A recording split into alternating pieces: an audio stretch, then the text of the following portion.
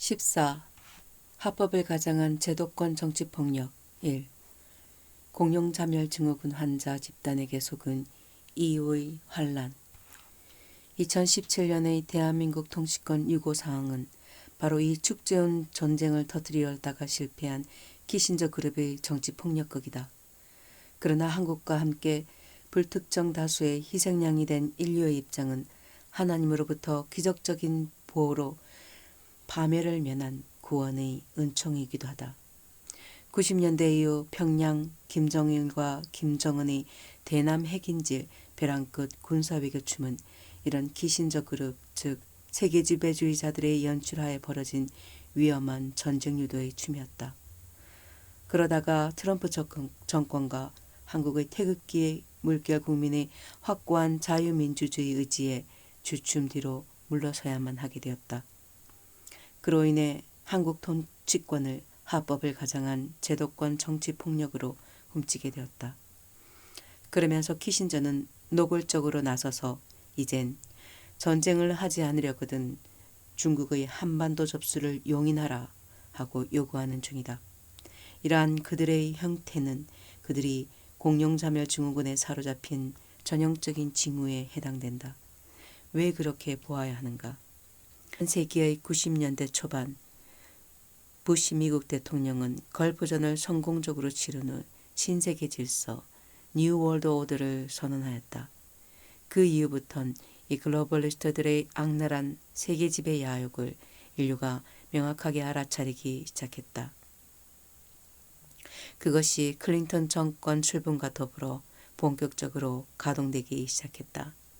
그런데 그것은 부시의 선언과는 좀 그 내용이 달라진 채 진행되었다. 유택의 금융왕들 글로벌리스트들은 자기들 중심으로 새로운 세계 지배주의 세력으로 등장한 것이다. 그들은 백인계의 미국 중심 세계 지배체제를 배격하였다. 더 이상 지난 식민제국주의 시대처럼 백인들 전행지배체제의 종노릇 하는 것을 원치 않았던 것이다.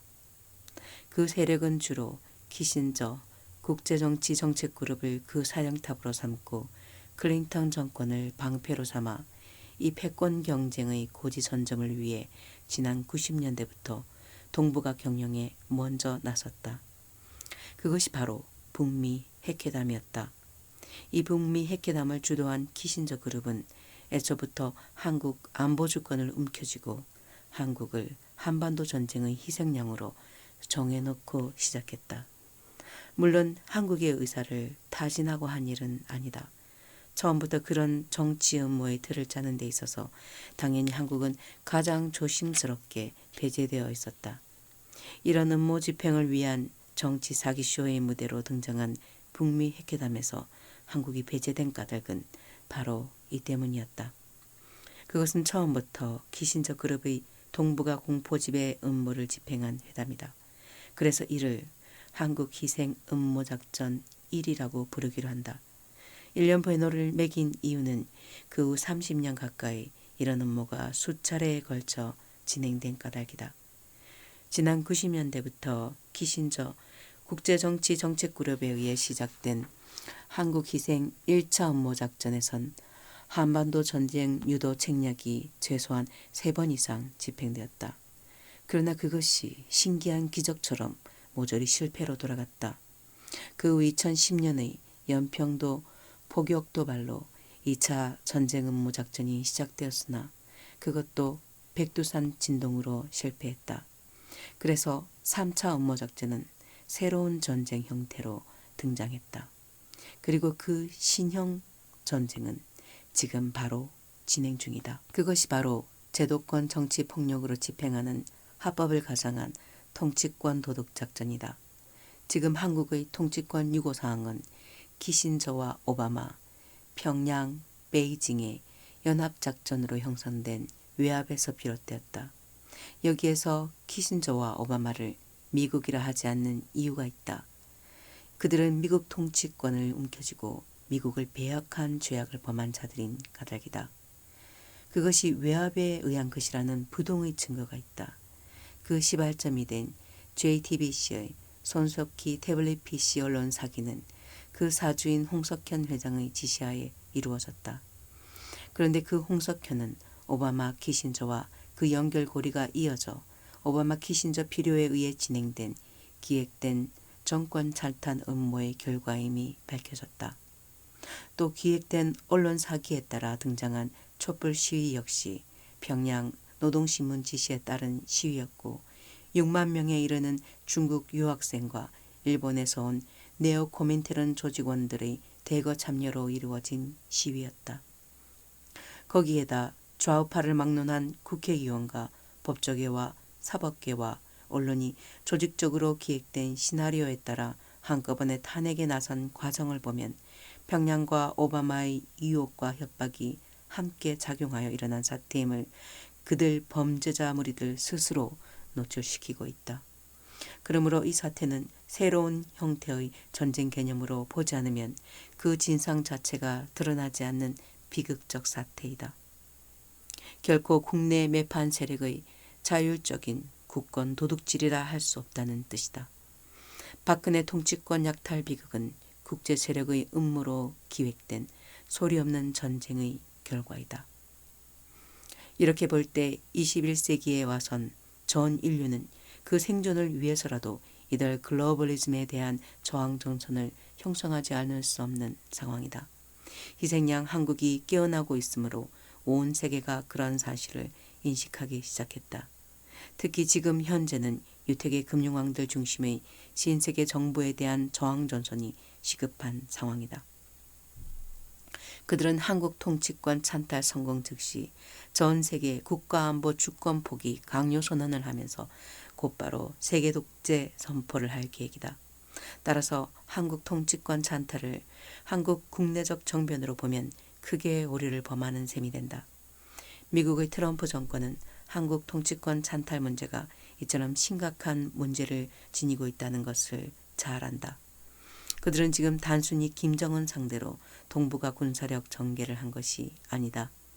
키신저 그룹, 즉 유택의 금융왕들의 세계 지배 대권을 훔치는 큰 도둑질을 상대하고 있는 중이다. 이 인간 괴물들은 전 인류에 대한 그 절대 지배력의 영구화를 위해 은밀한 작전을 짜고 달려들고 있었던 것이다. 그 전략은 냉전 체제 붕괴 직후인 90년대부터 본격적으로 가동되었다. 그런 음모를 위해 최초의 희생양으로 택해진 것은 미국과 한국의 국민들이었고 그들은 그 끔찍한 사실을 이젠 알기 시작하였다. 그리고 그들은 즉시 자신의 생존을 위한 저항전선을 편 것이다. 그 저항전선은 무엇인가? 미국의 트럼프를 지지하는 애국국민 저항전선이 그 하나요. 한국의 태극기 애국국민 저항전선이 그 둘이요. 이스라엘의 생존권 주장 군사 저항전선이 그 셋이다. 바로 이 모습이 지금 온 인류의 눈에 띈 것이다. 그래서 이 저항은 인류적 단위의 전선을 형성하게 되어가고 있다. 이러한 인류적 저항에 부딪힌 키신저 그룹은 강한 듯이 보여도 실은 불가피하게 자멸해야 하는 조건을 내정하고 있다. 그것이 바로 그 공룡자멸증후군이라는 것이다.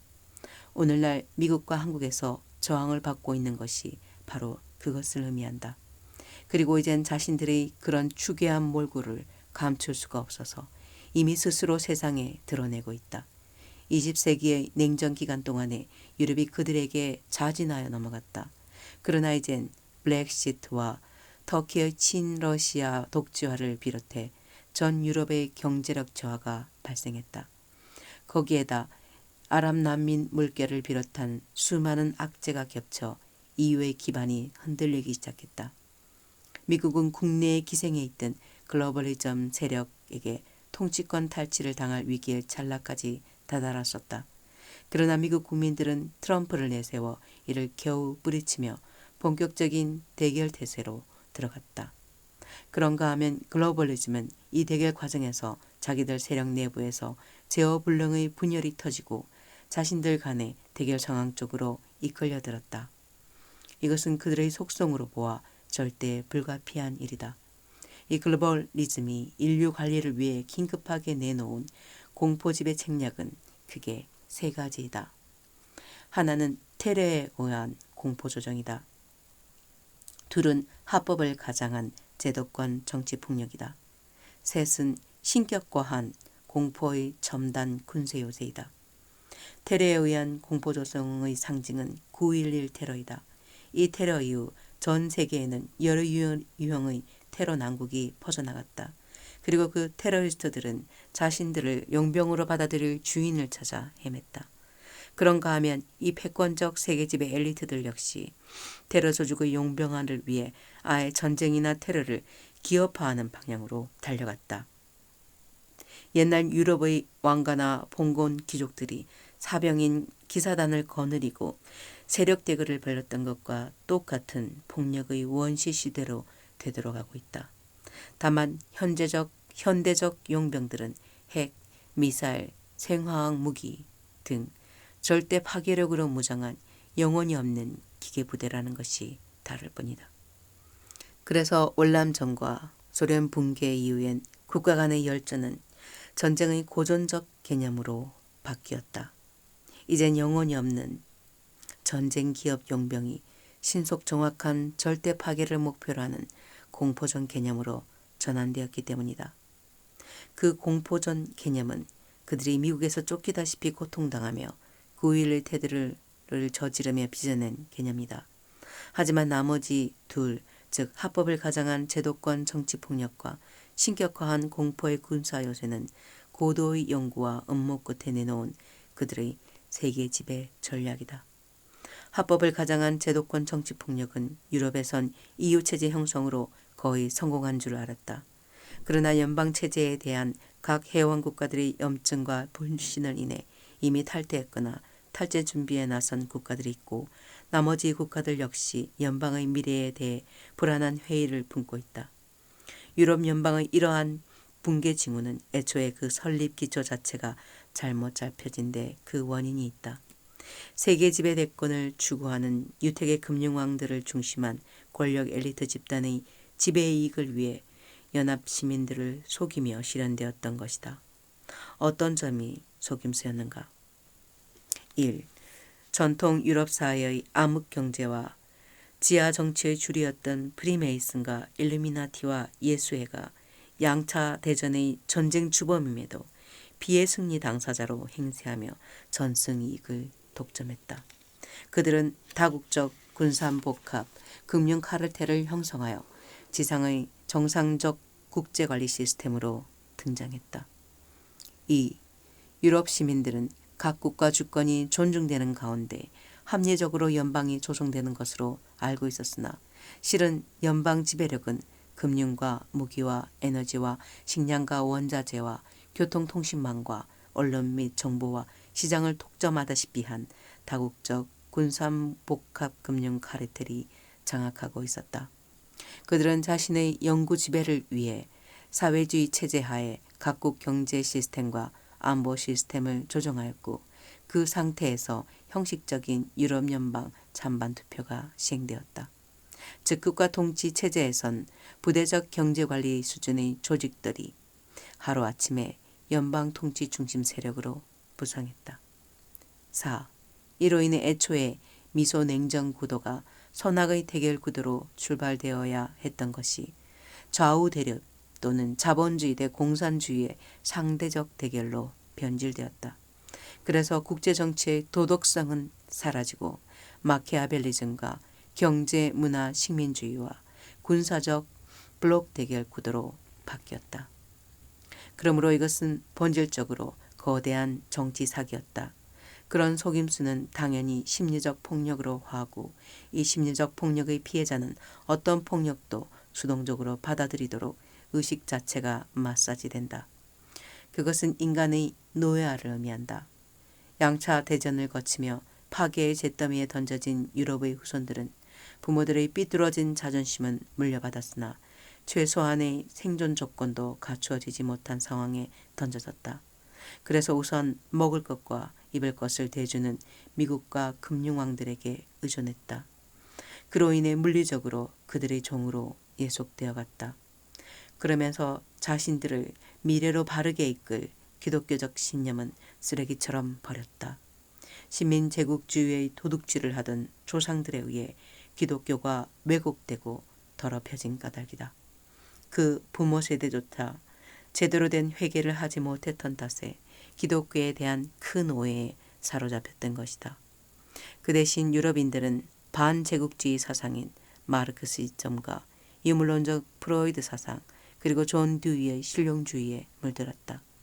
그래서 유럽 시민들은 신앙적, 도덕적 진지성보다는 이기적 현실주의의 길을 쉽게 선택했다. 그 결과는 치명적이었다. 양차 대전의 전쟁범에 해당되는 일루미나티와 프리메이슨 계열 금융왕들과 바티칸의 통합 지배력에 무감각하게 예속되어 갔다. 물론 그것은 미소냉전 체제 하에서 미국의 경제력과 해구산 아래 급히 보호받아야 할 처지였기 때문이기도 하다.